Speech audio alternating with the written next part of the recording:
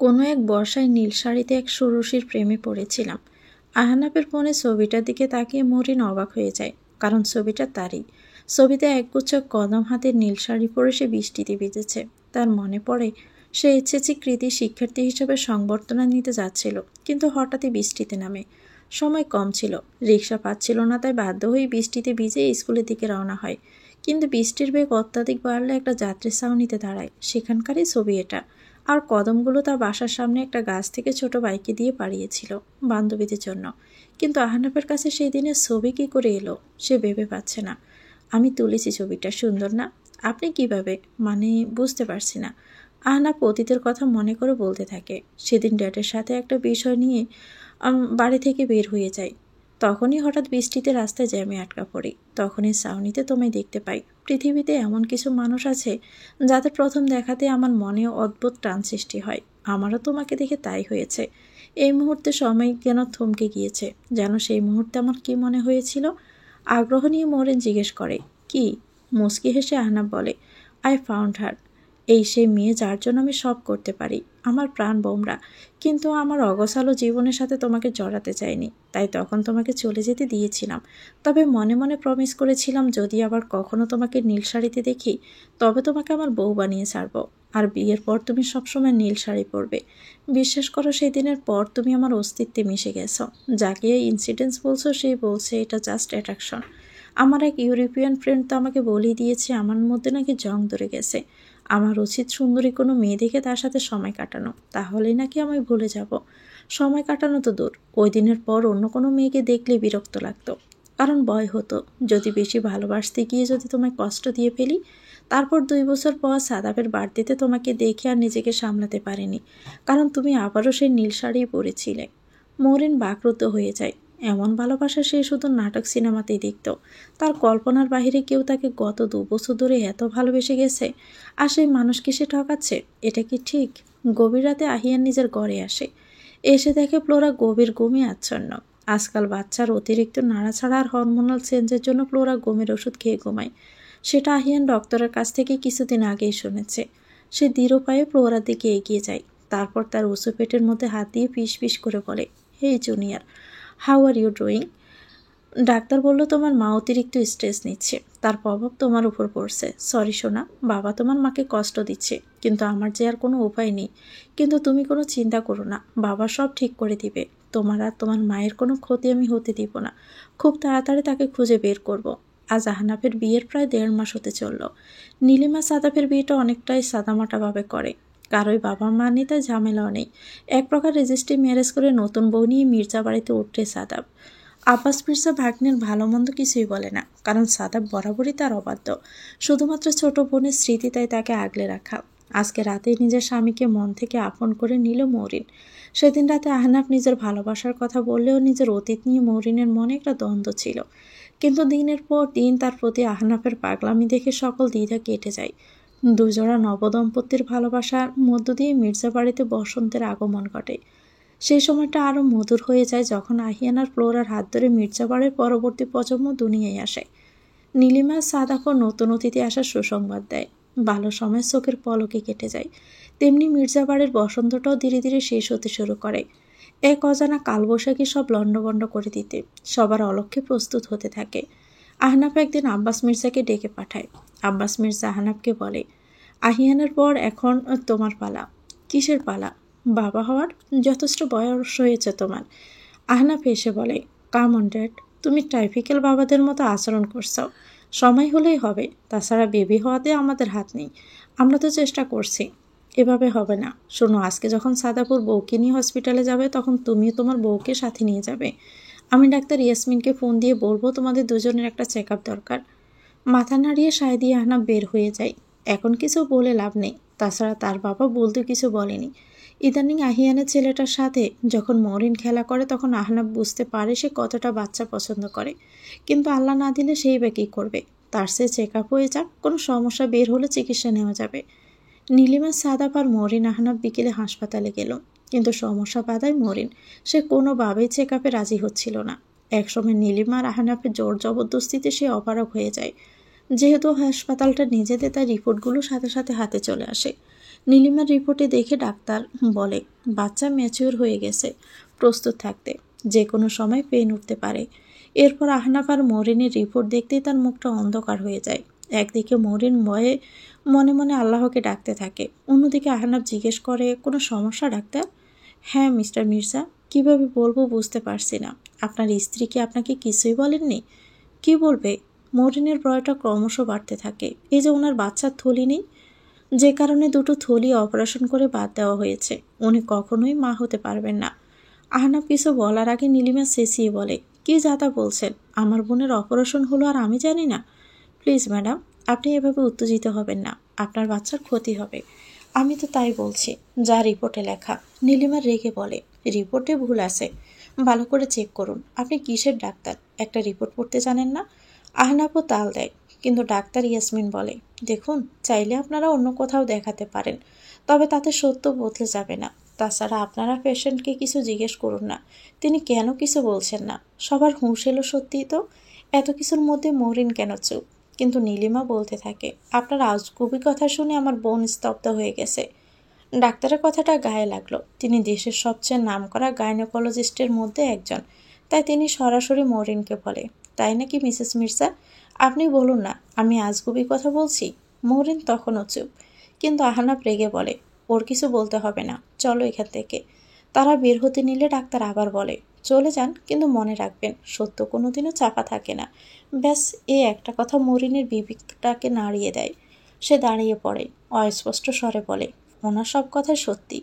সবাই আশ্চর্যের চরম সীমানায় পৌঁছে যায়, কিন্তু মরিন থেমে থাকে না, কারণ সে জানে আজ যদি না বলে তবে আর কখনোই বলতে পারবে না।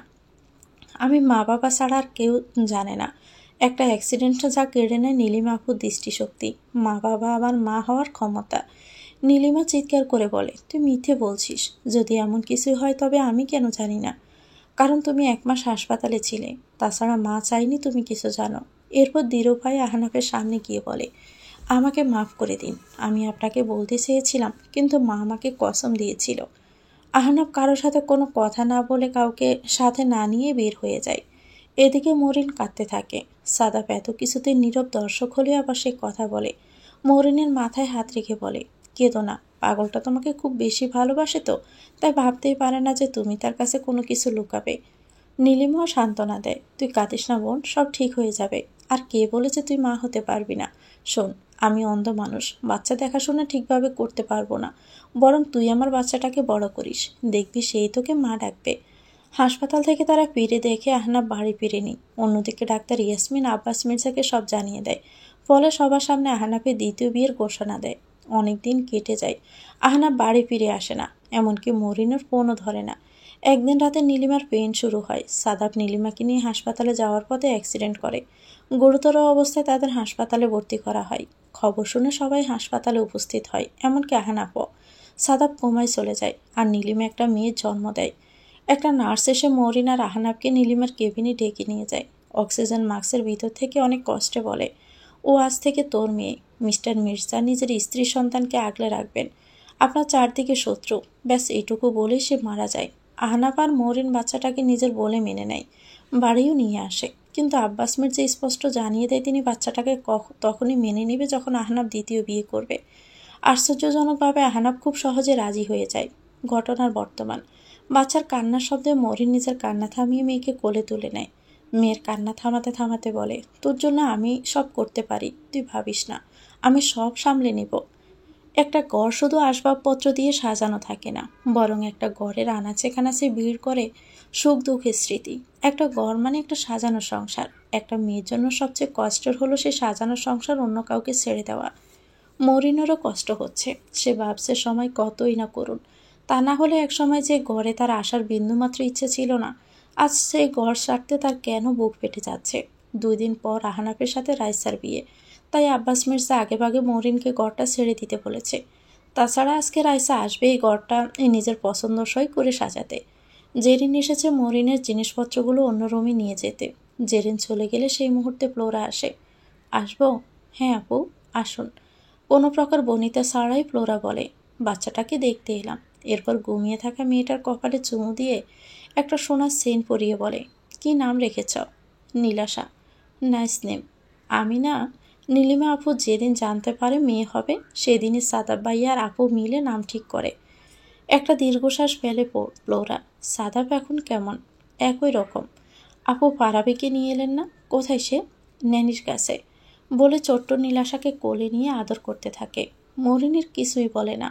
সে জানে জন্মদাত্রী মা হলেও পারাবির প্রতি ফ্লোরার আচরণ বিমাতা স্বরূপ। একদিনের কারণে জিজ্ঞেস করছিল। উত্তরে ফ্লোরা বলেছিল, মির্জাবাড়ির রক্ত যদি বাপের মতো হয় তাই মিশে মায়া বাড়াতে চাইছি না। ওর চোখগুলো আমাদের শাশুড়ির মতো, তাই না? ফ্লোরার প্রশ্নের জবাব দিতে গিয়ে মরিন নিজে অবাক হয়। সত্যি তো, নীলাশার মুখের সব কিছু সাদাপের মতো হলেও চোখ দুটো সুজানা খানের মতো। তাই সে মাথা নাড়িয়ে সায় দেয়। ফ্লোরা আবারও প্রশ্ন করে, ওকে কি খাওয়াচ্ছ? ওই তো ডাক্তার যেটা লিখে দিল। এভাবে তারা নীলাশাকে নিয়ে কথা বলছিল। তার মধ্যে আহনাফ একটা ডাক সাইডে সুন্দরী মেয়ের হাতে হাত ধরে ঘরে আসে। তারা প্রথমে মরিনদের খেয়াল না করলেও পরে দেখতে পেয়ে থতমত খেয়ে যায়। মেয়েটা যে রাইসা সেটা বুঝতে মরিনের বাকি থাকে না। সে কিছু বলা বা করার আগেই রাইসা চিৎকার করে বলে ওঠে, এই মেয়েটা এখনও এখানে কেন আছে? আঙ্কেল তো বলেছিল অন্য কোথাও শিফট হয়েছে। রাইসার চিৎকারে নীলাশা কেঁপে ওঠে, কান্না শুরু করে দেয়। মরিন ফ্লোরার কোল থেকে তাকে নিয়ে থামানোর চেষ্টা করে। ফ্লোরাও চরম ক্ষেপে রাইসাকে বলে, তোমার কি মিনিমাম ম্যানার্সটুকুও শেখনি? একটা নিউবর্ন বেবির সামনে এরকম ষাঁড়ের মতো চেঁচাতে নেই, জানো না? ফ্লোরার কথা শুনে রাইসা তেলে বেগুনে জ্বলে ওঠে। আমি ম্যানারলেস? আমি শেষাই আর এই মেয়েটা যে নির্লজ্জের মতো এখন এই রুমে, তার বেলায়? ফ্লোরা পাল্টা জবাব দেয়, নিজের স্বামীর ঘরে থাকতে লজ্জার কি আছে? আর আহনাফ, তুমি কিছু বলছো না যে? এত সময় নীরব দর্শক হয়ে সবটা দেখলেও আহনাফ এবার মুখ খুলে বলে, আমি কি বলবো? মরিনকে তো অনেক আগেই ঘর ছাড়তে বলা হয়েছিল। রাইসা তো ঠিকই বলেছে। আহনাফের কথাগুলো শুনে মরিনের চোখ থেকে অনবরত অশ্রু ঝরতে লাগলো। সে নীলাশাকে কোলে নিয়ে বলে, সরি, আমি এক্ষুনি চলে যাচ্ছি। আসলে আপু আশায় আমি ভুলে গিয়েছিলাম। রাইসা মুখ বাঁকিয়ে বলে, ভুলে গেছো না ইচ্ছে করে করেছ? কি ভেবেছ এখানে থেকে এসব ন্যাকা কান্না করে সিম্পেথি গেইন করবে? ভুল। তুমি যতই কান্না করো, এই ঘর আর ঘরে থাকা মানুষ দুটোই আমার। বেশি বাড়াবাড়ি করলে আঙ্কেলকে আর আহনাফকে বলে গাঢ় ধাক্কা দিয়ে বাড়ি থেকে বের করে দিব। মনে রাখবে, আহনাফ শুধুই আমার। রাইসার কথা শুনে আহনাফ নিজের হাতের মুষ্টিটা আরও শক্ত করে। মরিনের কান্নার বেগ বেড়ে যায়। সে নীলাশাকে বুকে শক্ত করে জড়িয়ে আহনাফের মুখের দিকে তাকিয়ে দেখে সে ভ্রুক্ষেপহীনভাবেই তাকিয়ে আছে, যেন মরিনের কোনো কিছুতে তার কিছুই যায় আসে না। ফ্লোরা একটু শব্দ করে উচ্চস্বরে হেসে রাইসার দিকে এগিয়ে গিয়ে মরিনের দিকে আঙ্গুল তুলে বলে, ও 2 বছর আর আমি 4.5 বছর ধরে এই মির্জা বাড়িতে সংসার করছি। তাও মির্জা বাড়ির ছেলেদের নিয়ে কোনো গ্যারান্টি দিতে পারি না। আর তুমি ডার্লিং চুম্মাচাটি করে করে তো কেবল 2 দিন হলো, তাতে এ বাড়ির পুরুষ মানুষ নিয়ে এত দেমাগ? একটা কথা কি বলো তো, কনফিডেন্স ভালো, কিন্তু ওভার কনফিডেন্স ভালো না। মনে রেখো, যে মানুষ মরিনের জায়গায় তোমাকে আনতে পারে সে তোমার জায়গায় অন্য কাউকে আনতে 2বারও ভাবে না। রাইসা ফ্লোরার এমন কাটা কাটা কথা ঠিক হজম করতে পারল না। সে একটা শয়তানি হাসি হেসেই বলে, না আপু, ওভার কনফিডেন্স না, এটা কনফিডেন্স। কারণ আমি তো আর বাঞ্জা নই যে স্বামী সন্তানের জন্য দ্বিতীয় বিয়ে করবে। দেখতেও অসুন্দরও নই যে পরনারীর কাছে যাবে। রাইসার কথাটা মরিনের যেন কলিজায় গিয়ে লাগে। কিন্তু ফ্লোরা গড় কাঁপিয়ে হাসে। রাইসা বিরক্ত হয়ে বলে, কেন হাসছেন আপু? আমি কি কোনো জোকস বলেছি? মুখটা গম্ভীর করে ফ্লোরা জবাব দেয়, শোনো, বোকার রাজ্য থেকে বের হয়ে এসো। যে স্বামী লয়াল তার স্ত্রী বিচ্ছিরি হলেও লয়াল, আর বাঞ্জা হলেও লয়াল। রাইসা আরও কিছু বলবে, তার আগে আহনাফ বলে, এত কথার কি আছে এখানে? ভাবি, আপনি বোধহয় ভুলে গেছেন এ বাড়িতে অন্যের ব্যাপারে নাক গলানো নিষেধ। আর রাইসা, তুমি কেন লো ক্লাস ব্যাপার নিয়ে ঝগড়া করছো? এসব তোমাকে মানায় না। মরিন এখনই বাবার দেওয়া শর্ত ভাঙছ? বেশ, তুমি যদি এখানে থাকতে চাও থাকো, আমি বরং রাইসাকে নিয়ে অন্য। কিন্তু আহনাফকে সম্পূর্ণ কথা বলতে না দিয়েই কান্না ভেজা গলায় মরিন বলে, আপনি ভুল ভাবছেন, আমি এক্ষুনি চলে যাচ্ছি। আহনাফ চোখ বন্ধ করে নিজেকে শান্ত রেখে বলে, তাহলে এখনও কেন এখানে দাঁড়িয়ে আছো? মরিন ফ্লোরাকে বলল, চলুন আপু। কিন্তু আর কোনো কিন্তু না আপু, দয়া করে চলুন এখান থেকে। বলে বের হয়ে যায়। পিছু পিছু ফ্লোরাও চলে যায়। মরিন যেতে যেতে আহনাফের গলা শুনতে পায়, রাইসা, দরজাটা লাগিয়ে দাও। ওকে বেবি, বলে রাইসা খট করে দরজাটা লাগিয়ে দেয়। মরিনের বুকটা যেন হু হু করে ওঠে। নতুন ঘরে এসে নীলাশাকে বুকে শক্ত করে ধরে উচ্চ স্বরে কেঁদে ওঠে মরিন। মরিনের কান্না দেখে ফ্লোরার মেজাজ যেন প্রচণ্ড খারাপ হয়ে যায়। বিনা লড়াইয়ে নিজের জায়গা ছেড়ে দিলে এখন কান্না করে কি হবে বলো? মরিন কান্না থামিয়েই বলে, আপু, ঘর নিয়ে লড়াই করে কি হবে বলুন? যেখানে ঘরের মানুষটাই দখল হয়ে গেছে। তাছাড়া দোষটাও তো আমার। ফালতু কথা বাদ দাও। শোনো, এসব কান্নাকাটিতে কারো মন গলবে না। এখনকার দিনে কেউ কারোর জন্য কাঁদেও না। মা বাবা মরলে সন্তানেরা সম্পত্তির জন্য মামলা করে। হাজব্যান্ড মরলে ওয়াইফ উইল দেখে যে তার জন্য কি রেখে গেছে, আর ওয়াইফ মরলে হাজব্যান্ড বিয়ের জন্য পাগল হয়ে যায়। So wake up to reality. নিজের অধিকারটা নিজে বুঝে নাও। মাথা নাড়িয়ে না করে মরিন, না আপু, ভুল আমারই। আমি তাকে সত্যি জানাইনি। তাছাড়া বিয়ে করার তার অধিকার আছে। মরিনের কথাগুলো শুনে ফ্লোরা বিরক্তই হয়ে যায়। টু হেল উইথ ইউর সত্যি আর অধিকার। শোনো মেয়ে, এভাবে ছেড়ে দিতে থাকলে তোমার জীবন তো নষ্ট হবেই, সাথে মাত্রই বাচ্চাটারও জীবন নষ্ট হয়ে যাবে।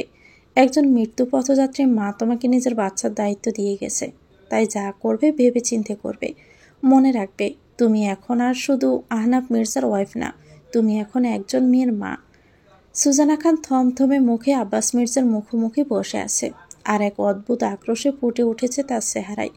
পাখির ডানা কিভাবে ছাড়তে হয় এই আব্বাস মির্জা তা খুব ভালো করে জানে। তুমি কি ভেবেছিলে সুজানা? তুমি আমার আর আমার ছেলেদের বিরুদ্ধে চক্রান্ত করবে আর আমি কিছুই জানতে পারবো না?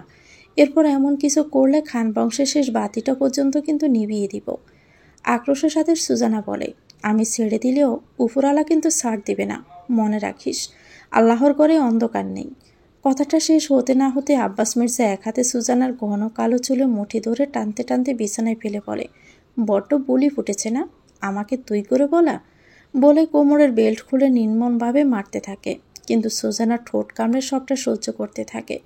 কিন্তু একটা সময় সহ্য করতে না পেরে বেহুঁশ হয়ে যায়, আর আব্বাস মির্জা তাকে সেখানেই ফেলে বের হয়ে যায়। অন্যদিকে রাইসা দরজা লাগাতেই আহনাব তার গলা চেপে ধরে। রাইসার নিঃশ্বাস বন্ধ হয়ে যাওয়ার উপক্রম হয়, কিন্তু তাতে বিন্দুমাত্র রঞ্জন না দিয়ে আহনাব দাঁতে দাঁত চেপে বলে ওঠে, হাউ ডেয়ার ইউ! আমার বউকে বাঞ্জা বলার সাহস তুই কোথায় পেলি?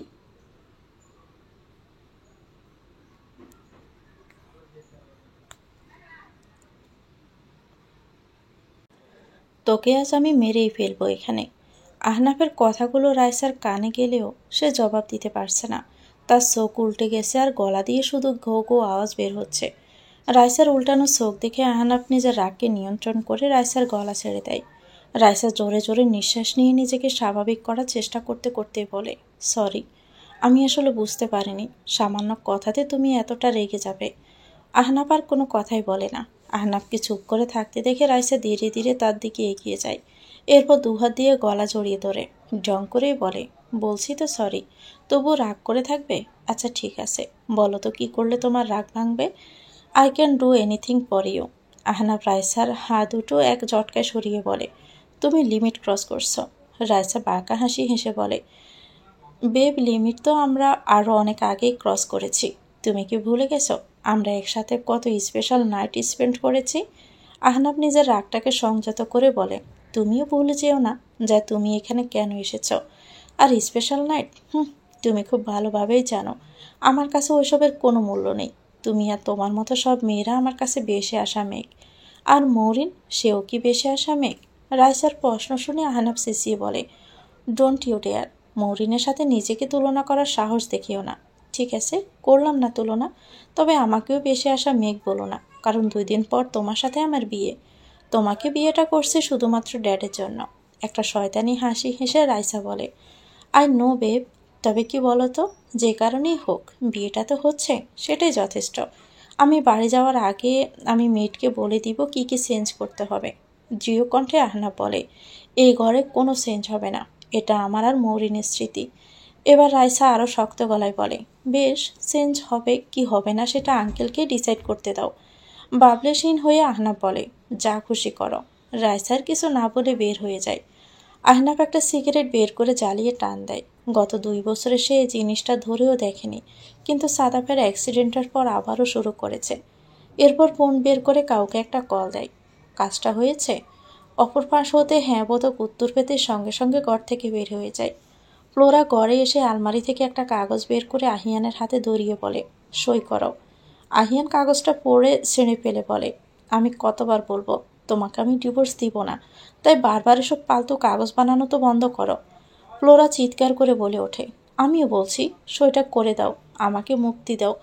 বিয়েটা তুমি বাচ্চা জার্মানিতে থাকা আমার প্রপার্টির জন্য করেছিলে, এখন দুটোই তোমার হাতে। সো নিজের জিনিস নিজের কাছে রেখে দাও আর ডিভোর্স দিয়ে আমাকে মুক্তি দাও। আহত গলায় আহিয়ান জিজ্ঞেস করে, পারাবে কি ছেড়ে থাকতে তোমার কষ্ট হবে না? কষ্ট হবে, কিন্তু মরে যাবে না। তবে যদি এখানে তোমার মতো মানুষের সাথে থাকি তবে আমি মরে যাব। একটা দীর্ঘশ্বাস ফেলে আহিয়ান বলে ওঠে, 2 দিন পর? কি 2 দিন পর? 2 দিন পর আমি সই করব। ফ্লোরা অবাক হয়, কারণ আহিয়ানকে পারাবি জন্মের পর থেকে ডিভোর্সের কথা বলে আসছে, কিন্তু সে রাজি হয় না। তার খারাপ লাগলো কিনা সে বুঝতে পারে না, তবে মনে যায় চলুক। মুখে স্বস্তির ছাপ টেনে বলে ওঠে, okay, that's a relief. Tarin Begum এসেছে মেয়েকে নিয়ে যেতে, কিন্তু মৌরিন মায়ের সাথে যাবে না। এখন কি তুই সতীনের সংসার করবি? মৌরিন নিজেকে শক্ত করে বলে, প্রয়োজন হলে করব। মা, তুমি যদি এখানে আমাকে ফেরত নিতে আসো তবে লাভ নেই, আমি যাব না। তারিন বেগম নিজের মেয়ের এমন কথায় অবাক হয়ে বলে, কি আজে বাজে কথা বলছিস? তোর নিজের কি কোনো আত্মসম্মান নেই? মৌরিন নির্লিপ্ত গলায় বলে, না নেই। তারিন বেগম যেন নিজের মেয়েকে চিনতেই পারছেন না। মৌরিন, মা, এ নিয়ে আর কোনো কথা নয়, আমি সিদ্ধান্ত নিয়ে ফেলেছি। একটা দীর্ঘশ্বাস ফেলে তারিন বেগম বলে, ঠিক আছে, যা ভালো মনে হয় কর। তবে একটা কথা, আমার বাড়ির দরজা তোর আর আমার নাতনির জন্য চিরকালই খোলা থাকবে। জেনিফার গভীর রাতের অন্ধকারে চুপি চুপি নিজের বাড়ির পিছনে আসে। হঠাৎ কারো আওয়াজে সে চমকে ওঠে। এত দেরি কেন? আমার হাজব্যান্ড আর বাচ্চাগুলো ঘুমাতে দেরি করেছে। আগন্তুক বলে, কাজটা কি হয়েছে?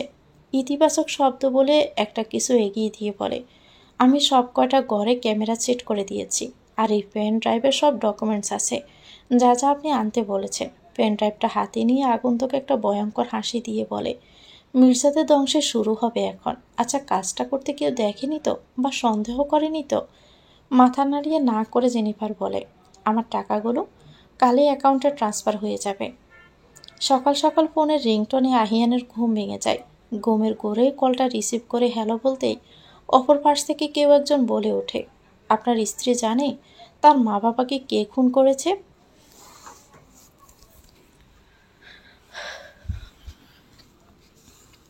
আহিয়ান দরপড় করে বিছানা থেকে লাফিয়ে ওঠে। তার পাশে পারাবিকে নিয়ে ফ্লোরা ঘুমিয়ে আছে। সে খুব সাবধানে বেলকুনিতে চলে যায়। কি বলছেন? সেটা জেনে কি করবেন? নিজে তো শ্বশুরের হাজার হাজার কোটি টাকার সম্পত্তি ভোগ করছেন, একটু সিটে ফোটা আমাকে দিলেই কথাটা গোপন রয়ে যাবে। কি যাতা বলছেন? আর আপনিই বা কে? যাতা বলছে কিনা সেটা ইমেল চেক করলে বুঝতে পারবেন। আমি একটা অ্যাকাউন্ট নাম্বারও মেল করেছি। আজকে 12টার মধ্যে যদি 100 কোটি টাকা ওই অ্যাকাউন্টে না ট্রান্সফার হয় তবে ভিডিওটা ভাইরাল হয়ে যাবে। লোকটা কথাগুলো বলে লাইনটা কেটে দিল। আহিয়ান ইমেলে ভিডিওটা দেখে বেশ ঘাবড়ে যায়। তারপর হন্তদন্ত হয়ে ছুটে গেল নিজের আব্বাস মির্জার ঘরের দিকে। সেখানে গিয়ে জোরে জোরে নিজের বাবাকে ডাকতে লাগলো। আব্বাস মির্জা ছেলের গলা শুনে বের হয়ে আসে। কি হলো? সকাল সকাল এত চেঁচামেচি করছো কেন? আহিয়ান হাঁপিয়ে হাঁপিয়ে বলে, dad, we need to talk. Abbas Mirza অবস্থার গুরুত্ব বুঝতে পেরে বলে, মিটিং রুমে যাও, আমি আসছি। আহিয়ান চলে যায়। আহনাব সকাল সকাল বের হওয়ার আগে একবার বাবার সাথে কথা বলতে চায়। সে ঘরের সামনে গিয়ে দেখে দরজা খোলা, তাই নক না করে সরাসরি ভিতরে ঢুকে যায়। আর ভিতরে গিয়ে তার পায়ের নিচের মাটি যেন সরে যায়, কারণ সুজানা খান নিজের ক্ষততে নিজে মলম দেওয়ার চেষ্টা করছে। আহনাব চিৎকার করে সুজানা খানের হাত ধরে বলে, মম, এটা কি করে হলো? সুজানা নিজের হাত ছাড়িয়ে ওড়না দিয়ে খোলা পিঠটা ডেকে বলে, এটা কিছু না, তুমি এই ঘরে কেন? উত্তেজিত হয়ে আহনাব বলে, কে বলো, কে করেছে? মম, এটা যদি ড্যাড করে তবে আমি তাকে সুজানা তাকে থামিয়ে শান্ত স্বরে বলে, কি করবে? কিচ্ছু করতে পারবে না তুমি। যে ছেলে নিজের বাবার হাত থেকে নিজের বউ আর 4 দিনের বাচ্চাকে বাঁচাতে দ্বিতীয় বিয়ে করবে বলে রাজি হয়, সে কি আর যাই হোক বাবার করা অন্যায়ের প্রতিবাদ করতে পারবে না। মম, চলে যাও। আহনাব আর কথা না বাড়িয়ে দৃঢ় পায়ে বের হয়ে যায়। সাথে সাথে সুজানা ফোন বের করে কল দেয়। অপর পাশ থেকে রিসিভ হতে বলে, আমি আমার কাজ করে দিয়েছি, এবার তোমার পালা। এরপর ফোন রেখে হিংস্রভাবে হেসে বলে, এবার রক্ত দিয়ে রঙিন হবে মির্জা বাড়ি। ছেলে বাপকে মারবে, ভাই ভাইকে মারবে। আব্বাস মির্জা, এতদিন পর আমার সময় এসেছে। তোমার বাড়ি আমি কবরস্থান করে ফেলবো, যেমন তুমি করেছিলে আমার বাড়িকে। আব্বাস মির্জা ভিডিওটা দেখে চুপসে গেছে। ড্যাড, কিছু একটা তো বলো। তুমি বলেছিলে ভিডিওটা ডিলিট করেছ, তাহলে আজ ফ্লোরার মা বাবার মার্ডারের এই ভিডিও দিয়ে কেউ আমাকে কিভাবে ব্ল্যাকমেল করে? আব্বাস মির্জা বলে, আমার মনে হয় এটা ওই হিউম্যানের কাজ। আহিয়ান চড়া গলায় বলে, যদি তাই হয় তবে সেটা তোমার ব্যাপার। প্রয়োজন হলে টাকা দাও, প্রয়োজন হলে খুন করো, কিন্তু এসব সমাধান করো। কিন্তু আমাকে এসবে টানবে না, তাহলে কিন্তু ভালো হবে না। আব্বাস মির্জা তেতিয়ে ওঠে, তুমি আমাকে হুমকি দিচ্ছ? ভুলে যেও না, আমি যা করেছি সব তোমাদের ভালোর জন্য। তার ছেলের সাথে আহিয়ান বলে, এনাফ ডেট, এসব ভালো মন্দ আমাকে বুঝিয়ে কোনো লাভ নেই। আমি এতদিনে সবটা বুঝতে পারছি। আসলে ভালোটা আমার আর আহনাফের না, ভালোটা তোমার। সব কিছুতেই তোমার স্বার্থ। আহিয়ান নিজের বাবার সাথে এভাবে কথা বলবে তা আব্বাস মির্জার ধারণার বাহিরে। সে চিৎকার করে ওঠে, আহিয়ান! আহিয়ানও পাল্টা জবাব দেয়, ডোন্ট শাউট। আমি কি ভুল কিছু বলেছি? নিজের বিজনেস বাড়াতে ফ্লোরার সাথে আমার বিয়ে দিলে, যখন ওর বাবা তোমার অবৈধ অনৈতিক ব্যবসার অংশ হতে মানা করে দিল, নিজের মেয়েকে ফেরত নিতে চাইলো, তুমি তাদের মেরে ফেললে। তো কি করতাম? তোমার শ্বশুর তো আমাদের পথে বসানোর উপক্রম করেছিল। তাছাড়া ফ্লোরা তখন প্রেগনেন্ট ছিল। আমি জেনে শুনে আমার বংশধরকে কিভাবে যেতে দেই? ড্যাড, আমরা দুজনে জানি সত্যটা কি। বাচ্চার জন্য তোমার কোনো টান ছিল না। আসল কথা হচ্ছে তুমি এক ডিলে দুই পাখি মেরেছিলে তখন। ফ্লোরাকে ভালোবেসে এসব থেকে সরে আসতে চেয়েছিলাম, তোমার অবাধ্য হয়েছিলাম, তাই ফ্লোরার মা বাবাকে মেরে আমাকে রাস্তায় এনেছ। এই বলে যে আমি যদি ফ্লোরা থেকে সব প্রপার্টি লিখে না নেই, তবে তাকেও মেরে ফেলবে। আর দ্বিতীয়, ওর বাবাকে নিজের রাস্তা থেকে সরিয়ে জার্মানিতে ব্যবসা দখল করেছ। তোমার মনের আশা পূর্ণ হলেও আমি খেসারত দিচ্ছি। নিজেকে আজ অব্দি ফ্লোরা হতে দূরে সরিয়ে রেখেছি, কারণ পরোক্ষভাবে হলেও আমি ওর বাবা মায়ের খুনি। আমি কি বলেছি যে ওকে দূরে সরিয়ে রাখো? একজনের মা বাবাকে খুন করে তার মেয়েকে ভালোবাসার কথা শোনাতে পারিনি, তাই নিজেকে চরিত্রহীন প্রমাণ করে দূরে সরে গেছি। সেটা তোমার সিদ্ধান্ত, আমি জানি। তবে আজ যদি ফ্লোরা এসব কিছু জানতে পারে, তবে সে থানা পুলিশ করতে চাইবে, আর আমি জানি তুমি তা হতে দিবে না। হয়তো ফ্লোরাকেও। আমি চাই না এসব কিছু হোক, তাই এই ব্ল্যাকমেলারকে আটকাও। না হলে, নির্লিপ্ত গলায় আহিয়ান বলে, না হলে থানা পুলিশ আমি করব। রাজ সাক্ষী হয়ে বাবা ছেলে একসাথে জেল খাটব। তবুও ফ্লোরার কিচ্ছু হতে দিব না। আমাকে জেলে আটকে রাখার সাধ্য কার? আমার কাছে দেশ সেরা উকিল সাদাব। কথাটা বলতে গিয়েও থেমে যায় আব্বাস মির্জা। কৃত্রিম হাসি দিয়ে আহিয়ান বলে, কি হলো, কথাটা শেষ করো। পারবে না কেন জানো? আহিয়ানকে যাতে দ্বিতীয় বিয়েতে রাজি হয়, তাই তাকে ভয় দেখানোর জন্য তার প্রিয় ভাই সাদাবকে মারার জন্য অ্যাক্সিডেন্ট প্ল্যান করেছিলে তুমি। হলো তো তাই।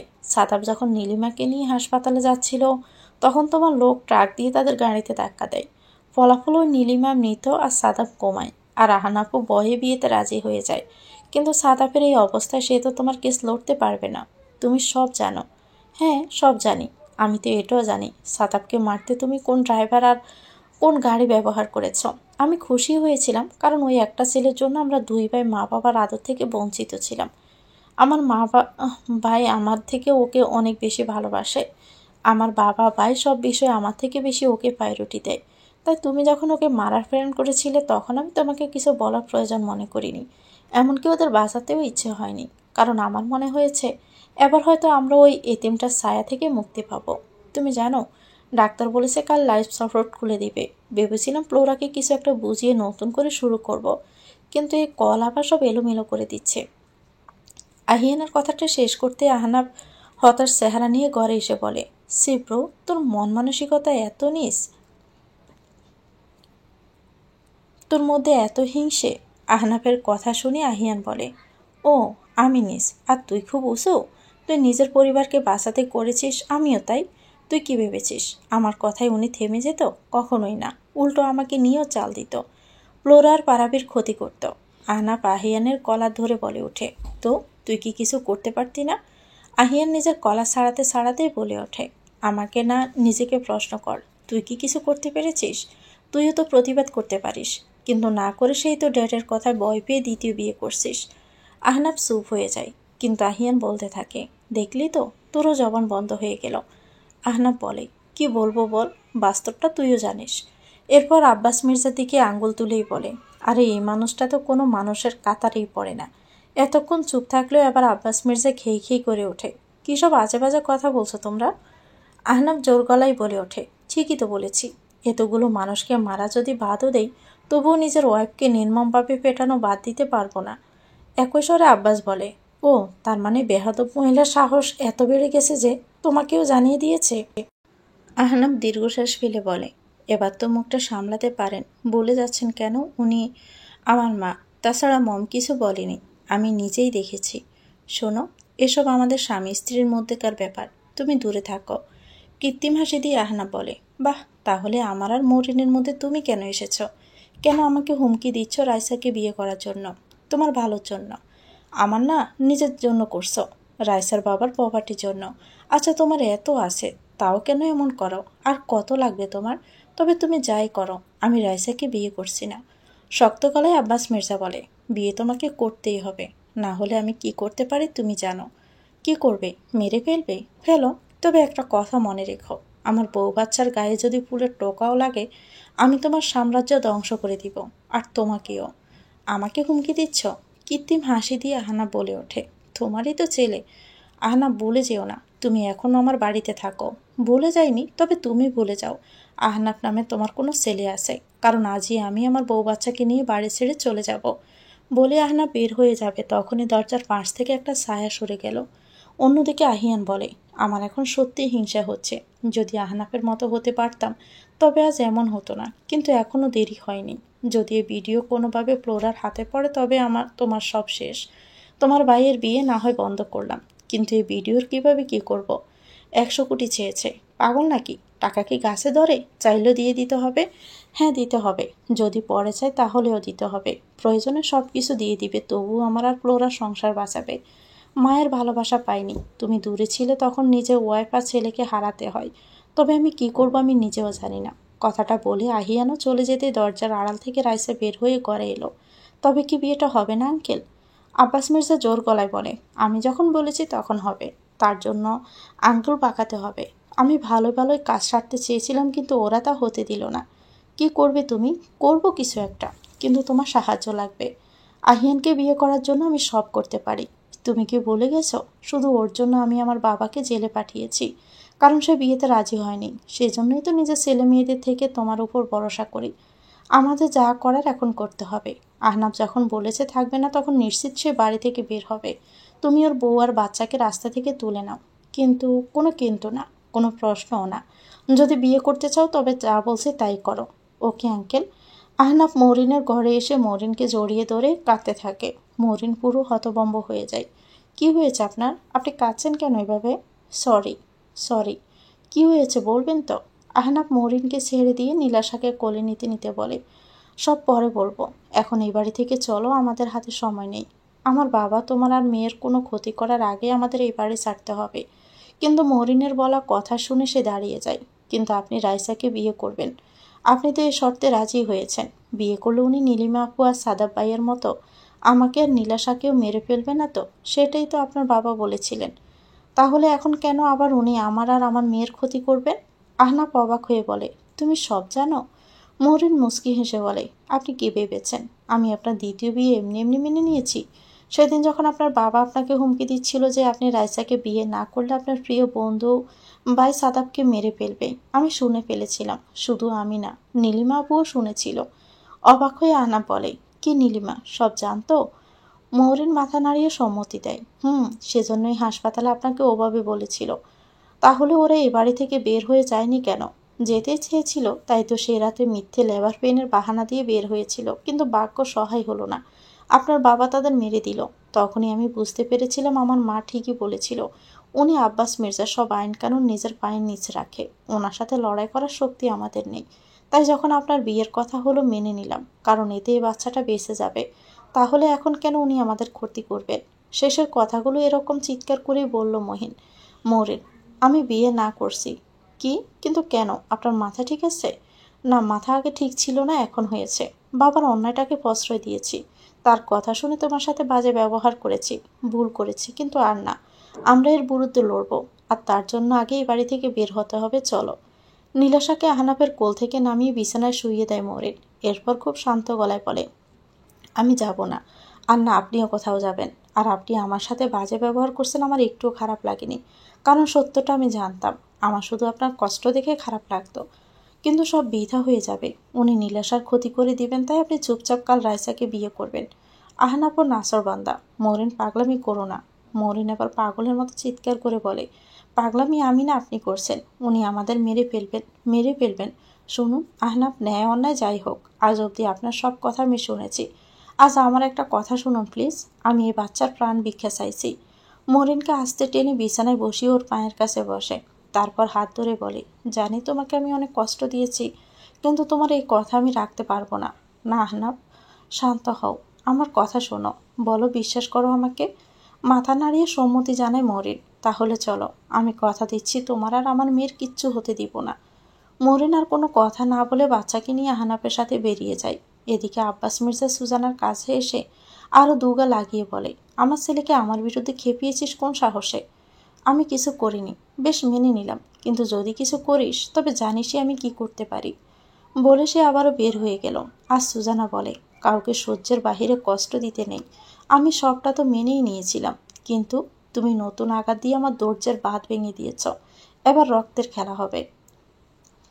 রক্তাক্ত কয়েকটা লাশ পড়ে আছে, পুলিশ এসেছে আসামি গ্রেপ্তার করতে, কিন্তু সে এলোমেলো চুলে পাগলের মতো হেসেই চলছে।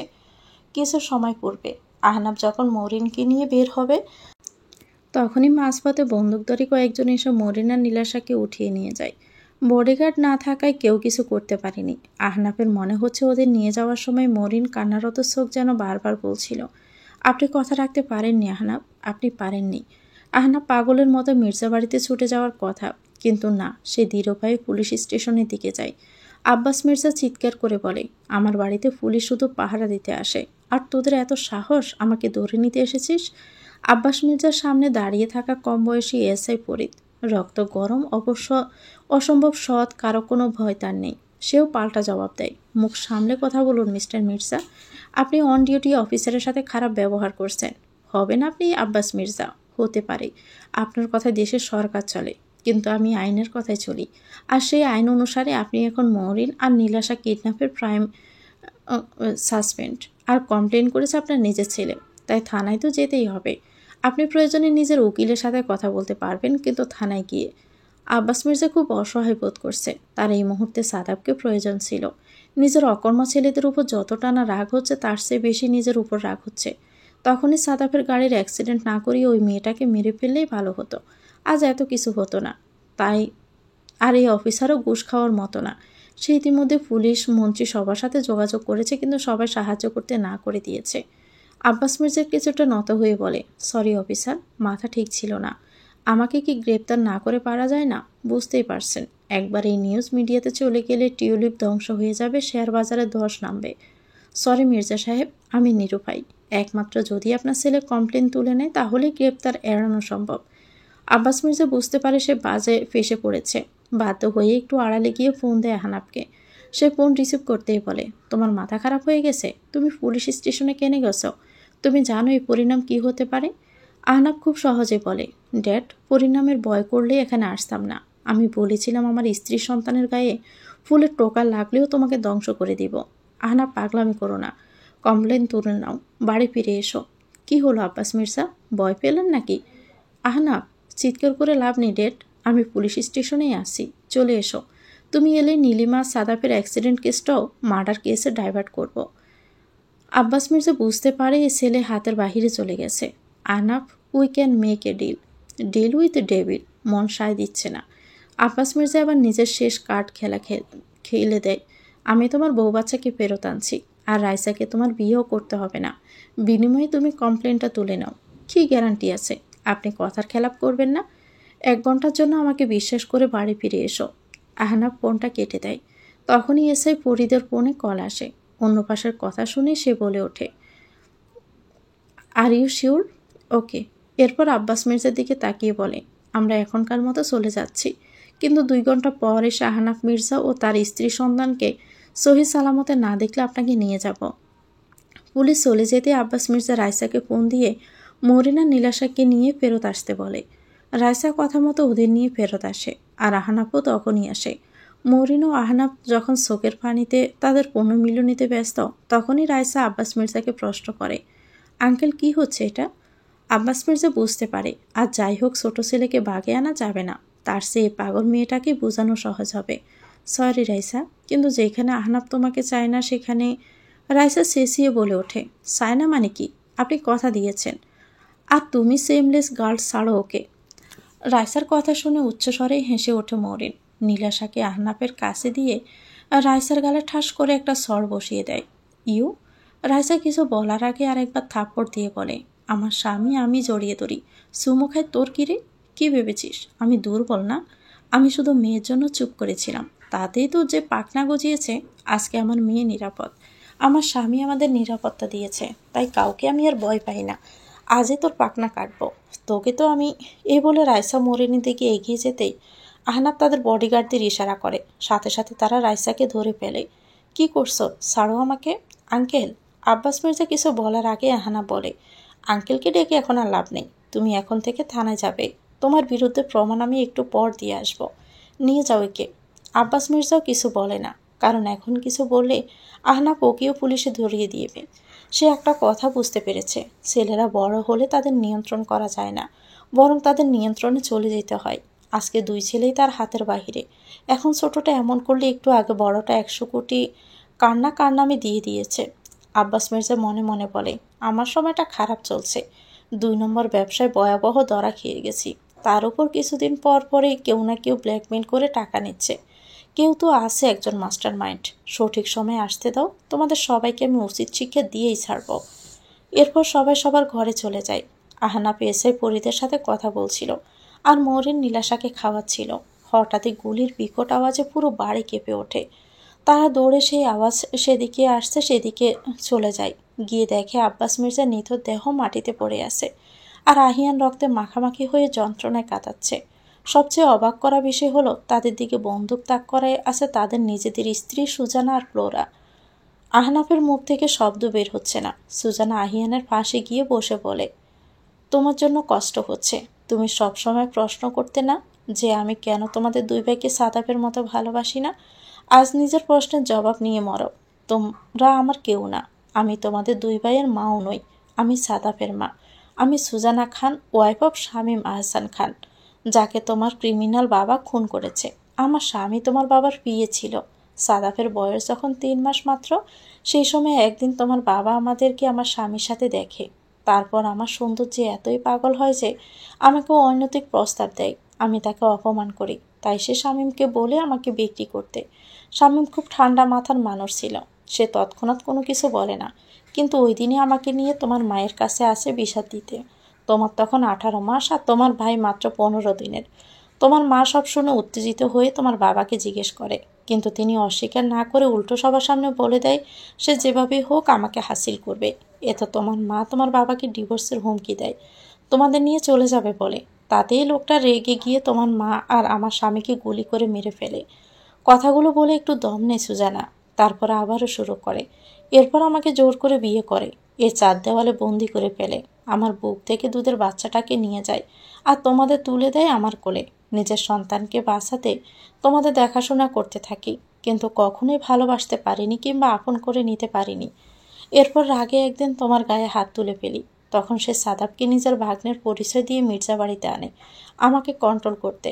হয়ও তাই, আজ অবধি শুধু নিজের ছেলের জন্য সব সহ্য করে যাচ্ছিলাম, কিন্তু আজ সে নেই। একটু আগে হাসপাতাল থেকে ফোন করে জানায় সাদাব মারা গেছে, তাই এরও বেঁচে থাকার কোনো অধিকার নেই। সুজানা জবানবন্দি সবার মুখে তালা দেয়। আহিয়ান বুঝতে পারে সে কতটা ভুল বুঝেছিল সুজানাকে। সে কিছু বলবে তার আগে আরেকটা গুলি তার বুকে লাগে, সে চিৎকার করে ছটপটিয়ে মারা যায়। আহনাফ দৌড়ে তার কাছে যায়, অস্পষ্ট স্বরে মুখ দিয়ে বের করে, ভাবি তুমি কেন করলে? ফ্লোরা বাঁকা হাসি হেসে বলে, আমার মিসেস খানের মতো এত ধৈর্য নেই। আমি অনেক চেষ্টা করেছি নিজের মা বাবার খুনের অপরাধীকে ক্ষমা করার, কিন্তু পারিনি। যেদিন জানতে পেরেছি সে শুধু আমার মা বাবাকে না, নিজের বাবার সাথে মিলে এমন অনেক নিরপরাধ মানুষকে খুন করে, সেদিনে ঠিক করি ওকে আমি শাস্তি দিব।